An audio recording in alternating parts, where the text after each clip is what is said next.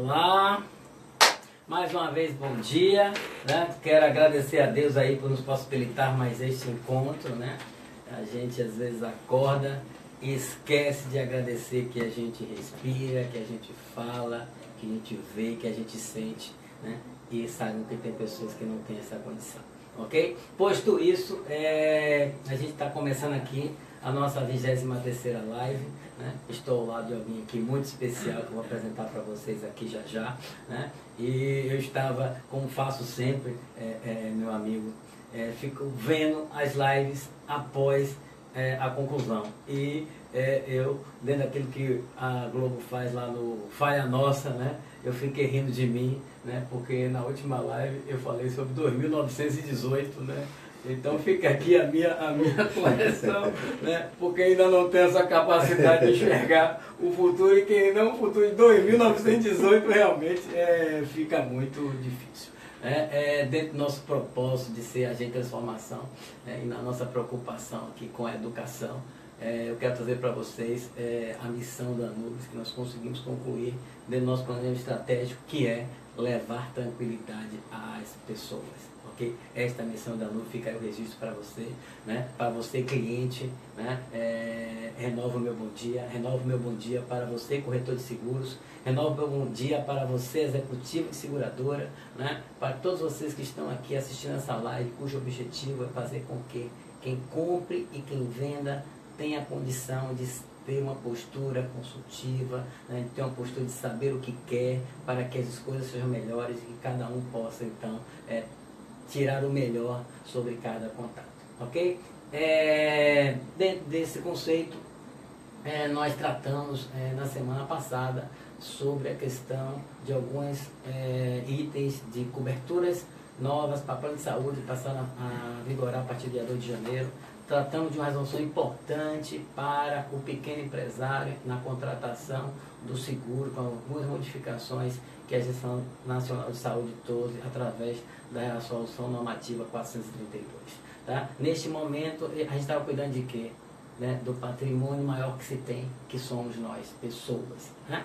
Mas tirando as metáforas, agora a gente vai falar sobre o patrimônio que você conquistou ao longo da sua vida, cliente. Né? E que como que a gente pode trabalhar para preservar isso, né? E lembrando, Inauro, agora lembrei, né? Aqui nas preliminares discutindo aqui sobre a questão de que o seguro não é um investimento, né? Lembrei agora. Exatamente. Okay? Por isso que é tão bom quando a gente começa aqui, a gente está conversando com você desde as 9, mas desde as 8 estamos aqui trocando ideia de como levar o melhor para você, cliente, ok? Bom, começando outra parte dessa nossa conversa, eu quero apresentar para vocês aqui, né, meu professor, né, meu amigo, grande profissional, Inálvaro. Né? Inálvaro, muito bom dia, seja muito bem-vindo. Inálvaro é engenheiro civil, gente, é professor da FUNESEG, né, que é a Escola Nacional de Seguros, também em outras universidades. Ele tem uma forte atuação no segmento, um consultor fantástico, trabalha há mais de 20 anos apoiando corretores, né, clientes e seguradoras, e inclusive, né, fazendo com que um cara de bola dividida aí, né, gerando calma e tal. Ele vai contar aqui alguns causos para a gente, né, e falando sobre o microempresário, e sobre todos os empresários de maneira geral, eu quero dizer que nós vamos tratar aqui sobre seguro empresarial, né? E o seguro empresarial, gente, ele vai cuidar de estabelecimentos, seja de comércio, seja da indústria, seja de serviço.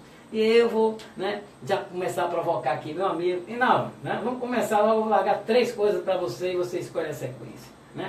O que é um seguro empresarial, Rinaldo? Né? O que é uma cobertura básica e o que é uma importância assegurada, ou outro nome que você nos ensina, agora que já puxou minha orelha aí, disse, o termo não é mais esse, não é verdade? Bom dia, Adelaide, bom dia a todos.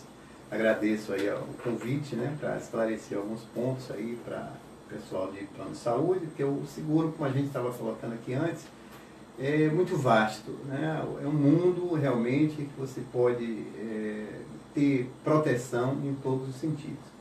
Mas respondendo a essas 3 questões, primeiro é o seguro empresarial. O seguro empresarial é um seguro conhecido também como multirrisco, né, que ele dá proteção à empresa a todos os riscos que aquela empresa tem, corre, né, durante a sua operação e às vezes fora de operação também. Às vezes à noite você tem um roubo, às vezes um furto, etc. Que acontece geralmente quando a empresa está fechada. A cobertura básica desse seguro chamado multirrisco, a gente tem uma cobertura que é a cobertura cabeça, que é a cobertura que toma conta dos outros riscos que existem nessa apólice, né, nesse contrato que você faz, que é o incêndio, o raio e a explosão. O incêndio é a cobertura mais conhecida, né, mas a reboque também a seguradora dá, né, nessa estimativa do seguro empresarial, também o raio, né, que acontece muito, a gente não sabe, mas acontece muito. Recentemente, agora, eu fui chamado por uma bomboniere, né, que caiu um raio e danificou todo o equipamento. Caiu um raio na instalação elétrica e todo o equipamento, principalmente o alarme antifurto à noite, né, o alarme despertou, né, foi chamado a vigilância, e foi um raio que tinha caído na instalação e eles perderam tudo, né, um prejuízo aí de 50, 70 mil reais. Que ele tinha cobertura porque ele teve cobertura pelo raio. E a explosão, que acontece muito, principalmente hoje, que você me apresentou, você tem uma copa, uma cozinha, ou um restaurante, alguma coisa, você tem que usar algum tipo de inflamável para poder você acender seu fogo, para cozinhar, para acender um café, etc. E essa explosão está amparada também pela cobertura básica. Pela cobertura básica.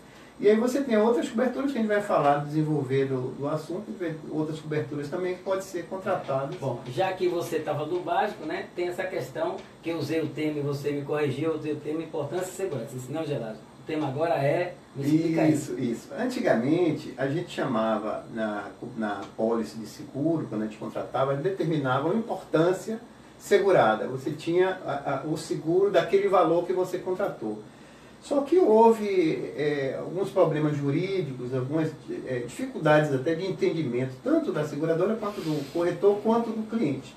Então foi mudado essa denominação para limite máximo de indenização. Certo. Você contrata um limite máximo de indenização que você define, né? Então esse limite máximo de indenização hoje é o termo técnico usado, que é a mesma coisa na importância segurada, só que você define um limite máximo que você pode auferir. Né? Meu cliente tem um prédio, né, e eu quero fazer o seguro, né, ele pode ser uma loja ou não, mas dentro lá tem um bocado de coisa.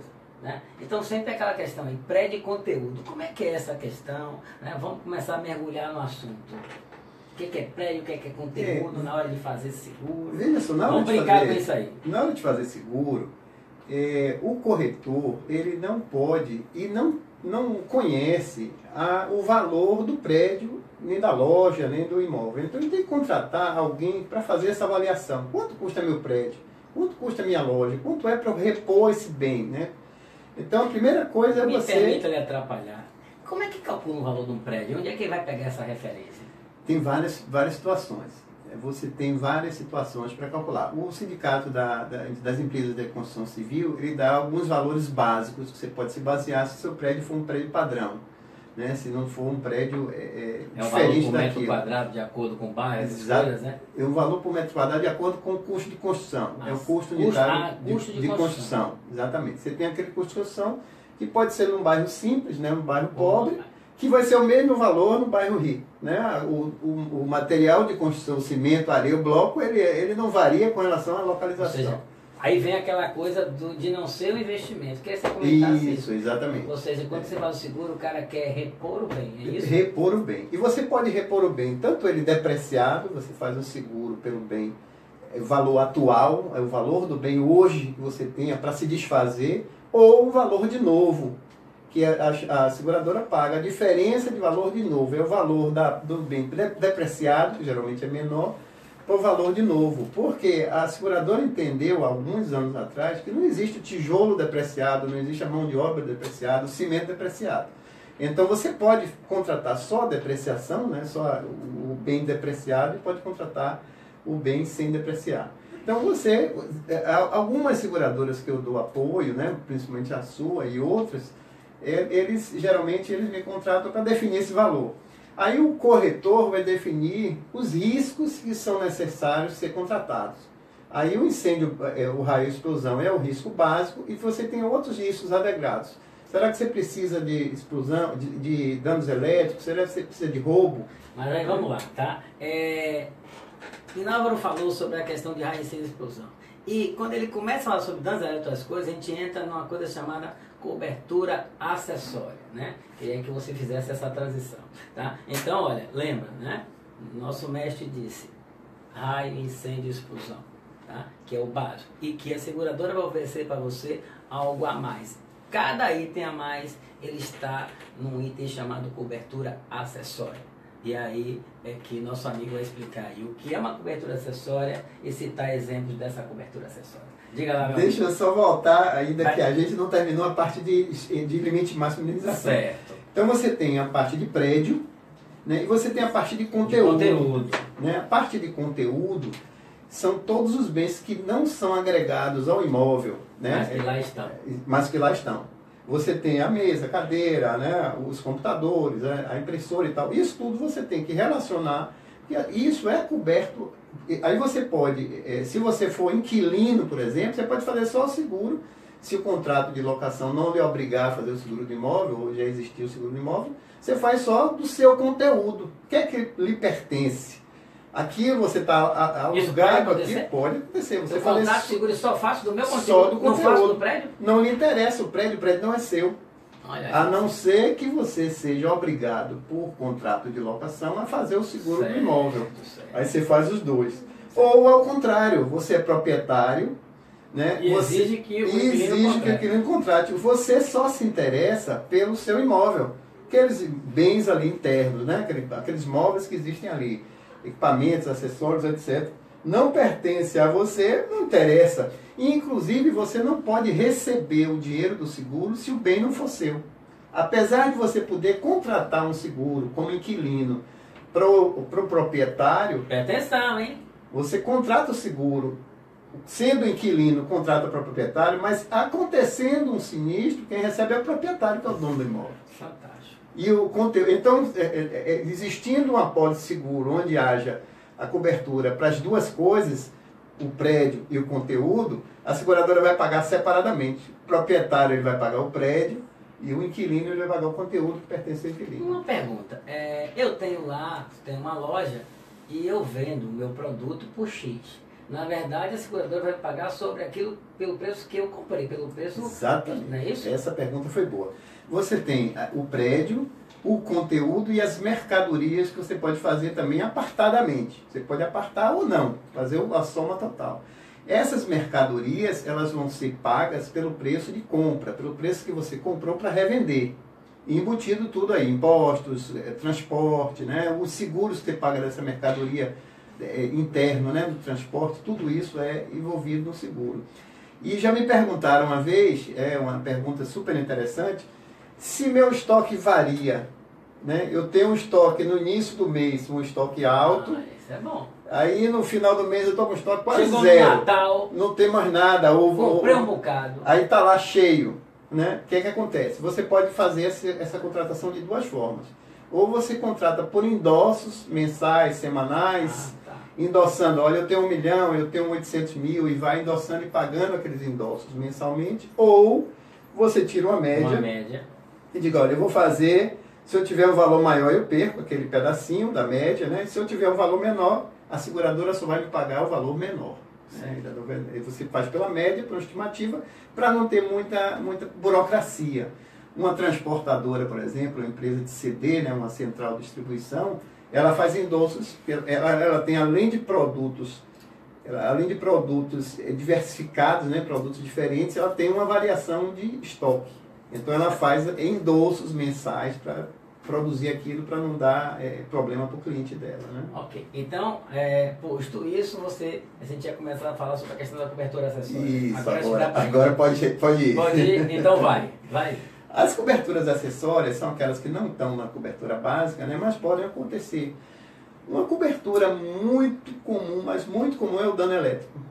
Receita muito comum. É quase que uma cobertura básica, né? Não? Ela deveria ser até embutida na cobertura básica, mas ela é excluída porque acontece muito, os danos são muito frequentes, e se você agregasse ela na cobertura básica, ninguém contratava seguro, ficava caro, né? Então você bota ela como cobertura acessória, E você só contrata se houver necessidade.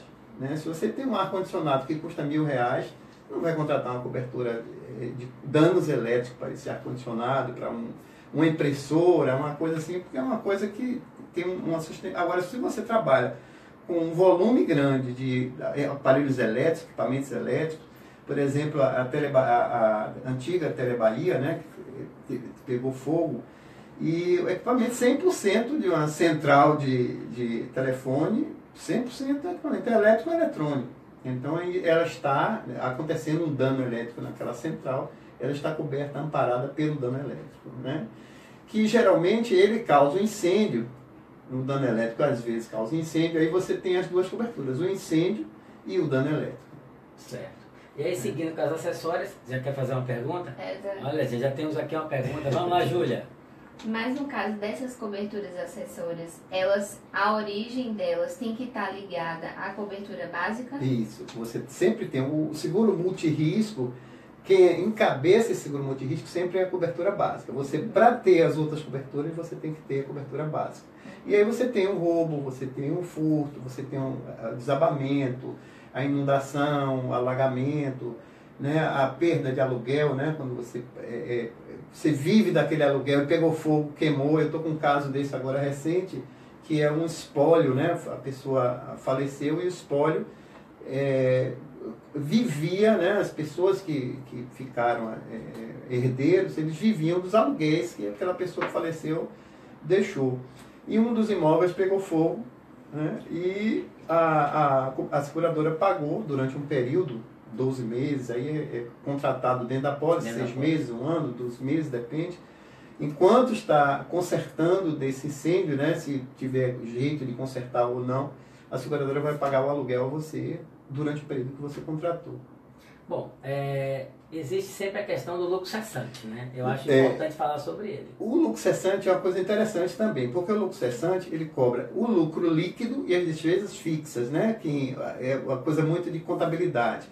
As despesas fixas, apesar da empresa ter se incendiado, né? Ela ter perdido, ela não tem mais onde ocupar, né? Mas você continua com as despesas fixas. A prefeitura não quer saber que pegou fogo, ela vai pagar. Ela quer saber do imposto. Do IPTU, né? O empregado que está empregado ali, ele não quer saber que pegou fogo, ele tem o salário. Quer saber o salário deles, os encargos sociais, né? A luz, a água, tudo isso continua. São as despesas fixas que enquanto estiver em conserto, enquanto estiver se arrumando o prédio, você vai ter as despesas fixas para a Vocês entenderam? Isso é super importante. Ou seja, se você tá sem ter renda em função do seu negócio, parou de funcionar em função, por exemplo, de um incêndio, o seguro cessante, né, para aquilo que o profissional acabou de explicar, a seguradora estará, então, mensalmente gerando esse recurso para o seu cliente. Está correto? Exatamente. E o lucro líquido, né? Que ele também é oferido, aquele lucro líquido ali, e pela média também que você tinha, né? Dos últimos 12 meses, aí a regulação que vai dizer, e vale pagar aquele lucro líquido, que na verdade é a sua renda também que você tem, né? Agora, né? Quando a gente vê aí esses exemplos da cobertura básica, né? Das coberturas acessórias, algumas aqui citadas, né? Sempre o cara fala assim, mas o que é mesmo que eu tenho como coberto? E aquela coisa de sempre, das tais letrinhas miúdas do passado, o que é não coberto? Né? Quais são aquelas coisas exclusas? Né? E já pedindo que você explique adiante, quando eu, proprietário, eu crio uma condição de risco, né? Usando o exemplo do dano elétrico, no qual o cara tem uma fiação que ele colocou e gerou o risco. Que você comentar essa questão do coberto, não coberto, que não pode, e essas situações de risco? A seguradora, ela mensura o valor do seguro dela, que o seguro é um mutualismo, né? Todos pagam para um receber. Ela mensura em torno de alguns riscos. Na verdade, o que a seguradora cobre, né? A seguradora não é o bem, ela cobre o risco que aquele bem está sujeito a ter. Né? Ela não cobre o apartamento, ela não cobre a empresa, ela cobre qual é o risco que a empresa está aberta, né? O estabelecimento vai ocorrer aquele risco e ela cobre esse risco, o incêndio. Então, o que está excluído? tudo aquilo que não for lícito. Por exemplo, um incêndio criminoso onde o próprio dono da empresa ou uma pessoa ligada provocou aquele incêndio, isso não tem cobertura. Né? E as coisas que não são inerentes à empresa. Por exemplo, o celular do funcionário. Né? O celular do funcionário não pertence à empresa. Né? Não é da empresa. Eu tive um caso interessante que um garçom pegava a moto dele, botava dentro do restaurante, escondidinha lá dentro do restaurante, pegou fogo no restaurante, a seguradora apagou tudo, menos a moto do garçom. Porque não pertencia, não pertencia à empresa.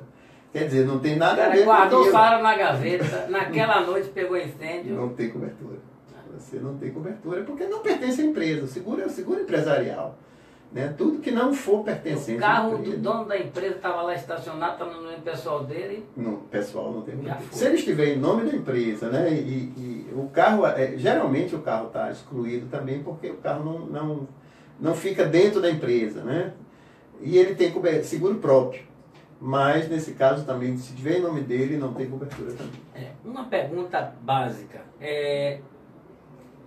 Depende do tamanho da empresa, eu só posso fazer o contrato se eu tiver uma grande loja, se eu tenho um pequeno negócio, ou uma barraquinha, pode fazer seguro, não? Claro, todo mundo tem direito de seguro de acordo com a sua capacidade, né? A gente tem trabalhado muito com os truques, né? A moda hoje é tudo truque. A gente tem feito muito serviço para os truques, né? As inspeções, as regulações. É um seguro mais barato um pouquinho, e tanto que a gente até conversou antes com as empresas compartilhadas, que hoje você tem numa sala 30, 40 empresas. Né? Essa é uma pergunta que não quer calar. Exatamente. Isso também você tem como você cobrir, né? Você fazer as coberturas específicas para aquela empresa. Você me deu um exemplo aqui de uma pizzaria que é segunda, quarta e sexta é uma pizzaria. No outro dia o cara tem um barzinho. Aí barzinho. O importante aqui é você fazer o seguro da pior situação de ocupação. Né? Você tem um barzinho e tem uma pizzaria, as situações são parecidas. Gente, isso é muito importante e moderno, viu? Fiquem atentos. Mas você tem, por exemplo, um posto de gasolina com uma loja de conveniência. O seguro tem que ser feito pensando no posto de gasolina, que é um risco maior. Né? O risco do posto de gasolina, porque trabalha com inflamáveis, trabalha com explosivos, né? Ele é muito maior do que a lanchonete que tem ali dentro. Ou a pessoa, né, que bota uma banquinha lá para vender o extintor, para vender o pneu. Então, o posto de gasolina que vai ser a ocupação. Mas me diga uma coisa, eu entendi claramente a questão da cobertura pelo maior risco. Só que eu tenho mais de uma CNPJ, qual é a CNPJ que faz o seguro? Ou mais de uma que faz? Você tem que ter um seguro específico daquele CNPJ. Só que a ocupação do seu... Mesmo que você seja uma lanchonete, uma loja de conveniência, com seu CNPJ, né, apartado daquela do posto de gasolina, você vai ter a ocupação do posto de gasolina, que lhe traz o maior risco. O posto de gasolina é que vai fazer com que sua loja pegue fogo, não ao contrário. Né? Talvez até uma pessoa que entre fumando lá vai fazer o posto de gasolina pegar fogo, mas o inverso, né, que é o importante. Ok. Agora, eu cliente, por tudo aqui exposto, eu quero contratar o seguro. Como é que eu vou entender qual é a minha necessidade? Eu tenho interesse só, né? Mas como é que eu sei minha necessidade? A primeira coisa é saber a necessidade, que é o pior. É mais difícil do empresário hoje, essas crises que a gente vive econômicas, ele entender que é uma necessidade básica ele ter o seguro para o negócio dele dar continuidade caso aconteça algum acidente que esteja dentro daquelas coberturas. Então a primeira coisa é você ter a necessidade. A segunda coisa é você saber o valor. Contratar uma pessoa para saber quanto é seu valor. Porque às vezes você vai agregando no seu negócio coisas, vai agregando no seu negócio equipamentos, móveis, às vezes compra mais um imóvel, e aí você não se preocupa com o mais importante, que é o valor. Você tem que definir esse valor. Eu tive um caso muito grave e quase que a gente perde aqui um dos cartões postais nossos, que foi o elevador Lacerda. Não foi considerado o valor do elevador Lacerda, né? E fizeram o seguro lá por Eu me lembro bem o valor, R$ 165.000 foi feito o elevador Lacerda. R$ 165.000. E ocorreu um sinistro grave lá em cima, né, no último pavimento, tinha a casa de máquinas e o arquivo público municipal, que é no último pavimento do elevador Lacerda.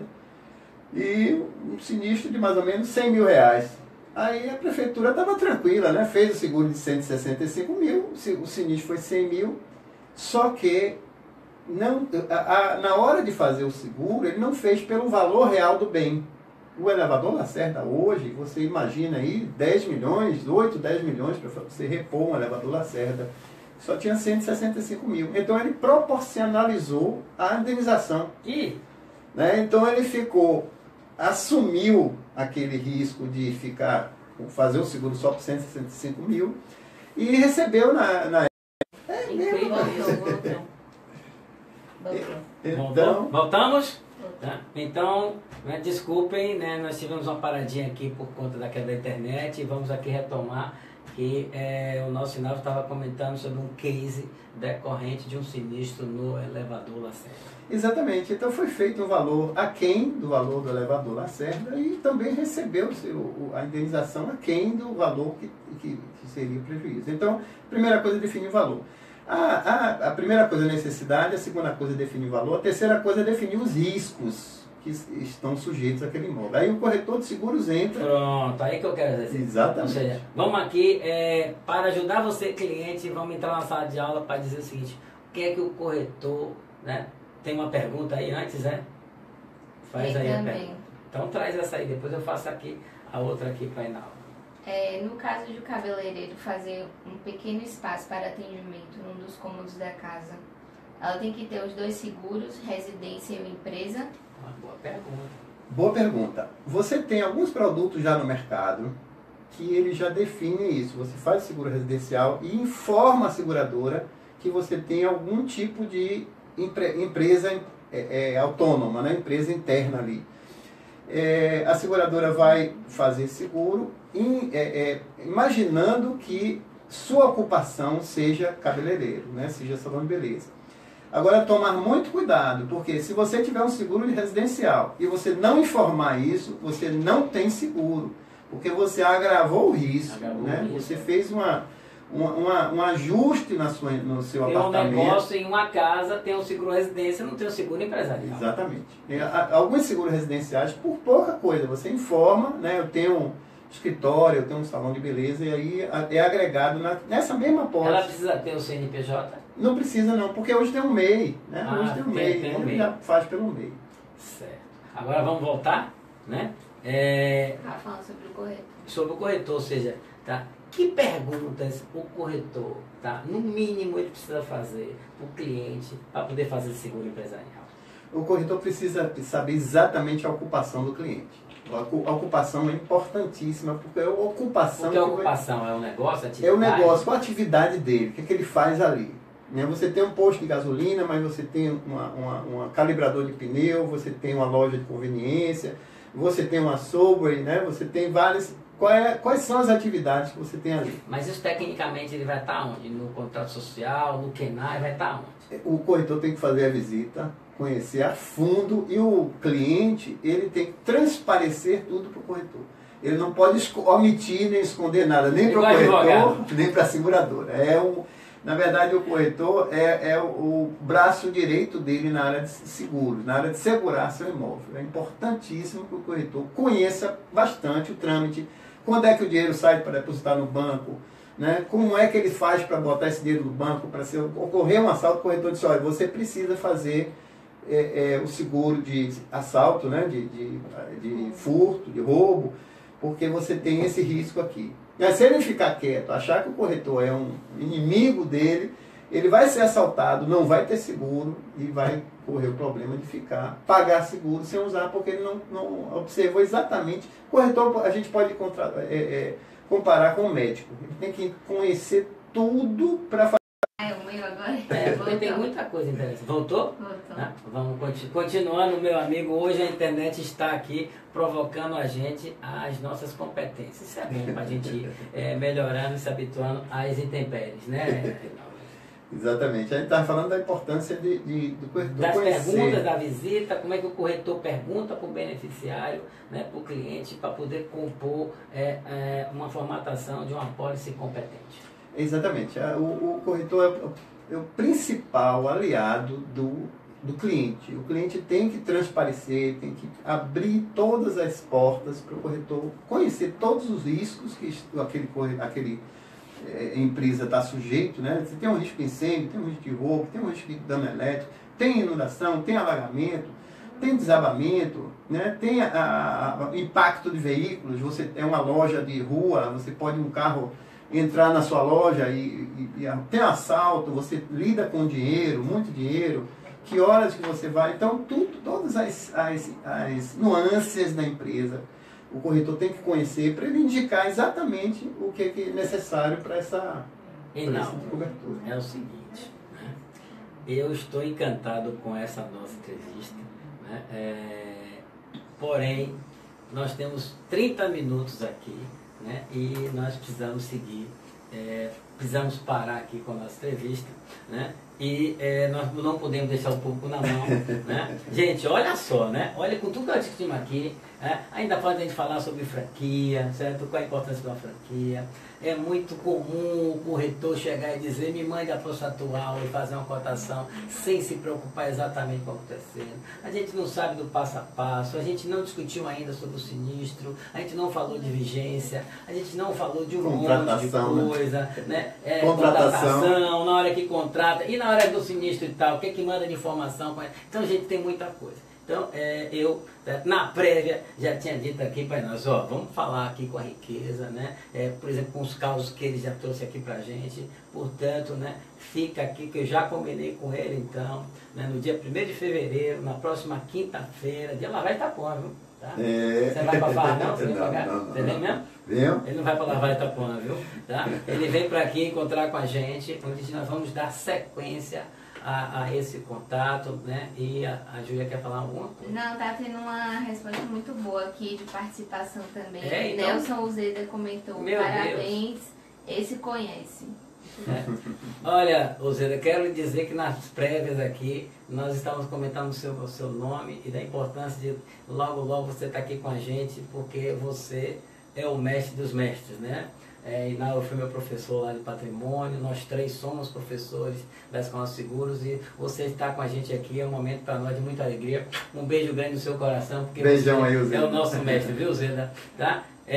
Então pronto, fica então, certo, o convite para o dia 1º/2, nós vamos dar continuidade a esta live falando sobre seguro empresarial e com essa riqueza positiva de contribuições para o mercado. Por favor, anotem na agenda, estejam com a gente, né? Meu amigo, muito obrigado parcialmente, né? Educação sempre, né? E com muito amor nós vamos estar aqui para continuar a sermos agente de transformação, ok? Um bom dia a todos. Bom dia a todos.